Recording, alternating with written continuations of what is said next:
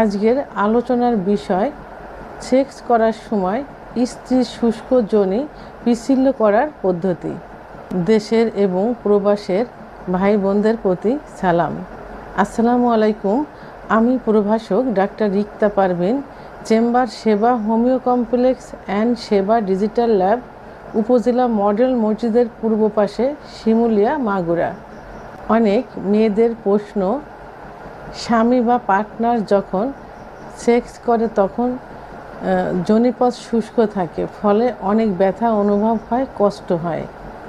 আবার অনেক ছেলেরা প্রশ্ন করেন, সেক্স করার সময় স্ত্রী বা পার্টনারের যোনিপথ শুষ্ক থাকলে অনেক কষ্ট হয় এবং ব্যথা অনুভব হয়, অর্থাৎ শুষ্ক যোনিপথে লিঙ্গ প্রবেশ করতে অত্যন্ত কষ্ট হয়। অনেক সময় দেখা যায় যে লিঙ্গের অগ্রভাগ ছুলে যায় এবং ফেটে যাওয়ার মতো হয়ে যায়।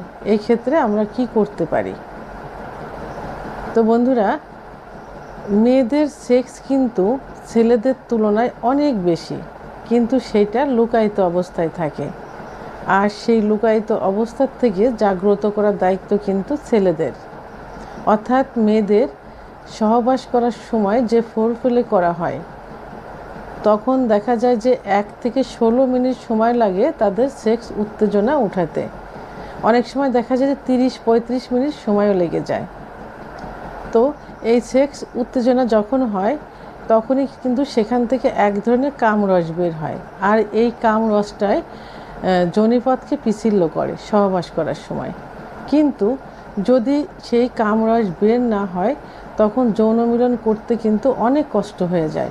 অর্থাৎ স্ত্রী ব্যথা পায়, যোনির ভিতর লিঙ্গ প্রবেশ করতে চায় না, মনে হয় যে ভিতরে ওয়ালগুলো, যোনির পথের ওয়ালগুলো চিরে যাচ্ছে, ব্যথা অনুভব হয়, জ্বালা পোড়া করে। আবার অপরপক্ষে যে স্বামী বা পার্টনার থাকে তারও দেখা যায় যে যোনিপথে লিঙ্গ প্রবেশ করতে অনেক কষ্ট হচ্ছে, অর্থাৎ লিঙ্গের অগ্রভাগ অনেক সময় দেখা যায় যে ছুলে যায়, ফেটে যাওয়ার মতো হয়, রক্তপাতও হয়ে যায়।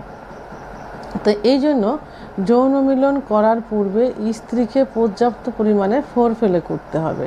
অর্থাৎ স্ত্রীর যেসব জায়গা সেন্সিটিভ জায়গা আছে সেই জায়গাগুলোতে ফোরপ্লে করতে হবে। ফোরপ্লে করার পরেও যদি কামরস বের না হয় তখন সহবাস করার সময় আপনি আপনার লিঙ্গে অথবা স্ত্রীর যোনিপথে অলিভ অয়েল অথবা নারিকেল তেল ব্যবহার করতে পারেন।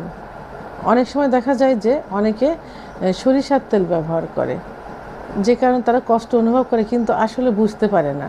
কারণ সরিষার তেল ব্যবহার করলে অনেক সময় জ্বালা পোড়া হয়, ভিতরে পুড়তে থাকে, অনেক সময় ব্যথা অনুভব হয়।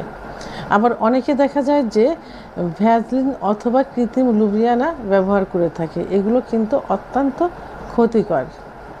আপনি প্রয়োজনে আপনার স্ত্রী বা পার্টনারের যোনিপথের উপরে যে ক্লাইটোরিয়াস নামে একটা অংশ থাকে, অর্থাৎ বোতামের মতো খালি চোখে দেখা যায় না, সেই জায়গাটা হাত দিয়ে স্পর্শ করতে পারেন। বারবার হাত দিয়ে স্পর্শ করলে অনেক সময় দেখা যায় যে উত্তেজনা সৃষ্টি হয়। আবার এটাও করতে পারেন যে আপনার লিঙ্গ, যোনিপথ এবং ক্লাইটোরিয়াসে লাগাতারভাবে সঞ্চালন করতে পারেন।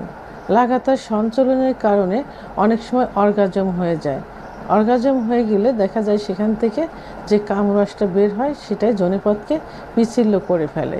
তো যদি এটাও সম্ভব না হয় তাহলে এই যে সঞ্চালন করার সময় আপনার লিঙ্গের দিয়ে এক ধরনের পিচ্ছিল রস বের হবে, এই রসটা দিয়েও আপনি আপনার স্ত্রীর যোনিপথ পিচ্ছিল করতে পারেন। এই যে আমি বিভিন্ন পদ্ধতির কথা বললাম, এই পদ্ধতি দিয়েও যদি কামরস বের না হয় এবং যোনিপথ পিচ্ছিল করতে না পারেন তাহলে আপনি আপনার নিজের হাতের নখ দ্বারা স্ত্রীর যোনিপথ সঞ্চালন করতে পারেন। অবশ্যই সঞ্চালন করার পূর্বে নখ ভালো করে পরিষ্কার করতে হবে এবং নখে যে চারি থাকে সেটা কেটে ফেলতে হবে। তা না হলে দেখা যাবে যে যোনিপথের ওয়াল অনেক সময় ওয়ালে লেগে চোট লেগে অনেক সময় রক্তপাত হয়ে যেতে পারে এবং বড় ধরনের ইনফেকশন হতে পারে।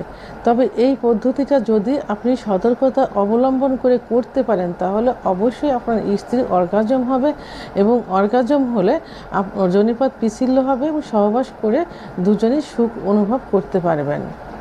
তো বন্ধুরা, আমি এত সময় যোনিপথ পিচ্ছিল করার জন্য যে পদ্ধতিগুলো বললাম, অবশ্যই আপনারা আমার এই পদ্ধতিগুলো ফলো করলে আপনার স্ত্রীর যোনিপথ পিচ্ছিল করতে পারবেন। এরপরেও যদি কোনোভাবে সমস্যার সমাধান না হয় তাহলে স্ত্রীর কে অবশ্যই একজন রেজিস্টারকৃত হোমিওপ্যাথি ডাক্তারের শরণাপন্ন করবেন এবং সেক্সুয়াল ভালো একটা ট্রিটমেন্ট নেবেন, তাহলে অবশ্যই এই সমস্যার সমাধান হয়ে যাবে। তো বন্ধুরা, আমার ভিডিওটি সম্পর্কে যদি কোনো মতামত থেকে থাকে তাহলে অবশ্যই কমেন্টসের মাধ্যমে জানাবেন। আর ভিডিওটি ভালো লাগলে লাইক, কমেন্ট, সাবস্ক্রাইব করে আমার সঙ্গে থাকুন। আল্লাহ হাফেজ।